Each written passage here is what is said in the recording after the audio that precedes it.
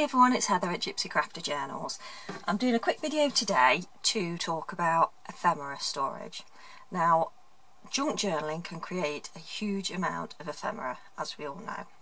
And my stash is starting to now get to the proportions where it's getting disorganised and it's starting to annoy me a little bit. I can get a little bit overwhelmed when I have a lot of stuff, and I do have a lot of stuff, but I like it to be well organised.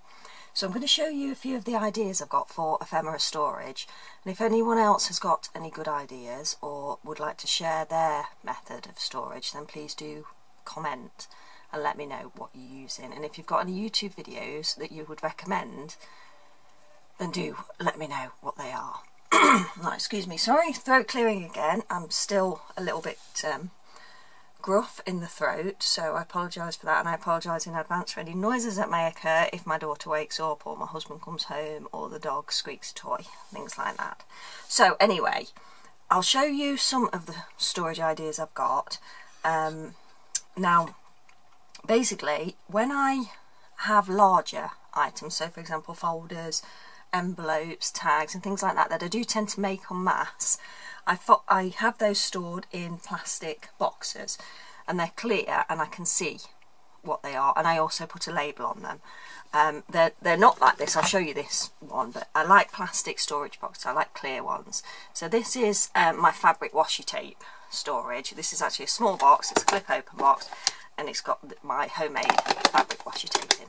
So I tend to use clear plastic storage boxes when it comes to larger items. My ongoing project, if I'm doing a journal, I would store in here, which is my wooden flip open box, and I have that to the side, and it's just big enough for an A6 journal. I don't tend to make larger journals, but if I did, I would just put those on one of my shelves. But if I've got an ongoing project, that will be in here, and I just have this at the side of me, because obviously I'll be wanting to show things that I'm doing on camera, as I've just started to do that. So that's to my side. Excuse me. Now the other thing I have, which I have close to the desk, is this, my little tray. Now this is what has sort of made me start to feel a bit uneasy, because it started out with just a few little bits and bobs. I had my card punch shapes in my drawers. I've got a little set of plastic drawers to my right, just beyond my die cutting machine, and they were stored in there, and I'm going to go and put those back in, because to be honest with you, I've got, you know, my problem is I've got stuff out to use. I've used some bits but not everything, and then I just leave it, and then I put something else in, and then I put something else in, and then I make something else and I put that in. I end up excuse me, with all the ramble, and then it becomes unusable. So for example, the other day when I was doing my fabric flip, I put my clips in there. They shouldn't be in there, they should be with my clips in my sewing area. So partly it's me not putting things away, but also because I'm using I'm doing different styles of book. I'm like trying to sort of, I like to keep things in a coordinated manner. I mean, obviously junk journals aren't coordinated per se, but I do like to sort of have some continuity. So I tend to sort of stick to a certain colour palette, and that stops me getting overwhelmed when I'm doing one journal. But then obviously what happens is I get overwhelmed because I have all the stuff from lots of different projects in one area like this, and then it's like, oh, there's all this stuff, none of it's coordinated, I can't get to anything, and it's just too much stuff, and that makes me want to tip it in the bin, which obviously as a crafter goes against every principle we have, because we have to hoard everything. So I need to first of all sort all this out and put things away. The difficulty I have is that now I'm creating lots of different types of ephemera. So for example, these gorgeous little frames, love them, gonna use them, but I don't actually physically have a new space for those because I've created them recently. Things like flowers of a particular style, I love these, I'm going to use them in lots of projects, and they're ready to go, but I don't have anywhere to put them at the moment, and now they're just building up. I do actually have a tag box, so they can go back in there. I have a little ribbon box I have lots of ribbon boxes actually. In fact, I'll show you this. This is what I've been using, my large jar, but I have several boxes of ribbons, but these are the ones that I kept because these are sort of edges, and I was doing that the other day. But strictly speaking, that's not the best way to organise something, because then you have to sort of delve into the bottom to find anything. And also I've started to pollute it because I started off with a particular colour palette and now I've shoved all sorts of things in there, so that's starting to irritate me a little bit as well. So I need to sort that out too. And I also need to make some clusters and stuff. That will, perhaps if I then separate those out. I think the trick for me is to have things in colour order. Is to have, when I'm working on a project, I need the colours that I like and all the different elements that I like.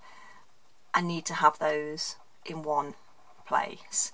And then when I finish with the product, for the project, I then need to take those elements and put them back in their rightful places. So the ribbons go back in the ribbons, the ephemera goes back in the ephemera, the tags go back with the tags, and I just need to spend a bit of time organising those things. But anyway, so that's me waffling on. So some of these things I can sort out and put them back where they're supposed to be. But obviously, when it comes to the ephemera, I now need an alternative way. Just take these out because I know where these can go, and I can put those away. Right, so I can separate all these little bits out and put them in with the ribbons. So really, it's finding somewhere to put these things. Now, I did have a couple of ideas. You'll notice these are in a little plastic bit of a wallet there. What I did, and there's a little wallet, I was playing around with these. And they're like, I think they're called sort of Polly Pockets, aren't they? The ones that are the big ones. But these ones specifically are divided into little slots for putting collector's cards in. And they're actually quite a good size for holding ephemera. So a lot of this stuff of a similar ilk can basically go into these little pockets, and then they're ready to go, and they can, this literally can go into a folder, and I can keep similar items together on one page, and then I can see it quickly and grab it. So that was, I actually think that might be a really good way of me holding my ephemera, my flat pieces. So I think that's quite a good idea. Another idea I had was to utilise some of these pockets, but you'll notice I have cut, these are actually pieces that I've cut from one of these. And what I did, just move that out to one side. What I did, because I have an abundance of scrapbooks, I actually thought about putting them in here, in a scrapbook. So rather than just having a folder full of these ones, which I probably will do, I'm going, my daughter's given me a binder, these go into a ring binder. So she's given me a binder, I'm going to put some of these into a ring binder. But I also was toying with the idea of doing this because it's slightly prettier. One of my scrapbooks, just a plain bound book with card pages. I've got loads of these, and they are basically sticky back triangles of plastic, and they're pockets. So you can stick them onto a book like these, and then because they are sticky back, but I wouldn't rely on that, I actually use glue as well to stick them down, but then they still lifted slightly at the edges. So what I did was use some of my fabric washi tape just to stick them down, and apart from the fact that makes the page look slightly prettier, it also kept it quite durable. So they're sticky back, but I've glued them on, and also I've used fabric washi tape, and then that was quite good because it meant excuse me, I could put the longer strips in and the smaller bits in as well, so that was quite good. Here what I did was use a piece of it's like acetate. you could easily use acetate, I think acetate, but this is actually recycled from some packaging. It's actually from the front of a fabric sample book, and they basically just cut it out. It's single, so it's single layer, so excuse me, if I just move these out of the way, that's stuck straight onto the book, and I glued it down at the edges, just like making a pocket for a journal, and then just use the fabric washi tape on top. And that, because that was quite big, I could then put my larger words in there without having to cut them all out straight away, because sometimes it's actually easier with things like words, these are stickers, to just have them in the sheet form, so you, as you cut them out, you think you can see what you've got, whereas if you've got them all cut out individually, you've got to leaf through the smaller elements. So actually, for words and numbers, I prefer to have them in a slightly larger on the sheet, not the entire sheet necessarily, but just have them like that. So that was quite useful. I have actually used these folders for words. I use these folders quite a lot. So the full sheets I would pop in one of these folders, and I use those for if I'm doing templates, or if I'm printing off a whole collection, I'll put all of the sheets, because they tend to be A4, don't they? I'll put all of the sheets in one of these folders, and I'll just make myself a little label for them. But as you can see here, this is where I've stuck it down. You can see it lifts very slightly at the corners, hence I use the fabric washi tape. But that actually works really well, because in one book you can actually have lots and lots of sizes. So waffling on, what I did think was I could use this system, so have this for all the a lot of the small items, and see how that works.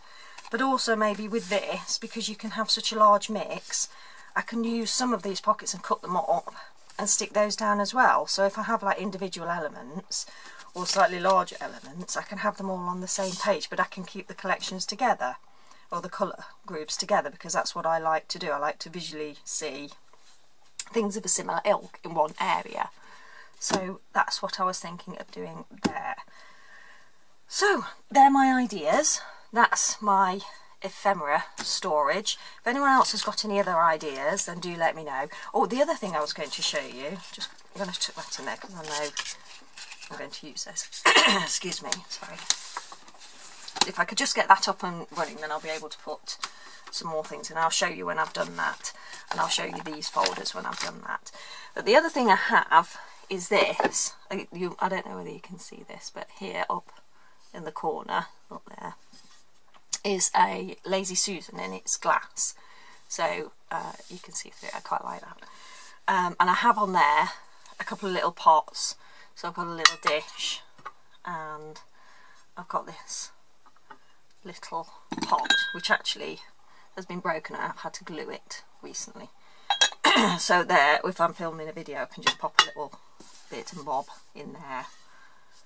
Or if I needed water or whatever, I could pop that in there. But also I have this, which is a I think it's for sewing, and I used to actually have sewing things in. I used to keep it in the living room, and I put templates. I used to make yo-yo quilt type things, and I'd have my templates for my circles, and then some sewing supplies in here, so that I could make some yo-yos up when I was watching TV. I don't do that anymore, and I don't sit and craft in front of the TV downstairs, so I don't use it. So I thought, you know, I'll dust it off, bring it upstairs, and I'm going to use this as well. So if I'm doing a project on camera, I'm thinking what I might do is pop the elements that I need in this gorgeous little pot, because it's really nice and it seemed a shame to throw it away. So there you go. So there's another idea. So on the go projects might be going in there. Right, anyway, that's enough of my waffling on. Thanks for joining me. I'm sure there won't be many people come to see me, but if you do, give me a thumbs up. Comment if you've got any ideas on storage, and let me know what your YouTube channels are, because I'd love to check those out too. Thanks very much for joining me. I shall do an update when I've completed those projects. Thanks very much. Take care, everyone. Oh, and Happy New Year. Bye.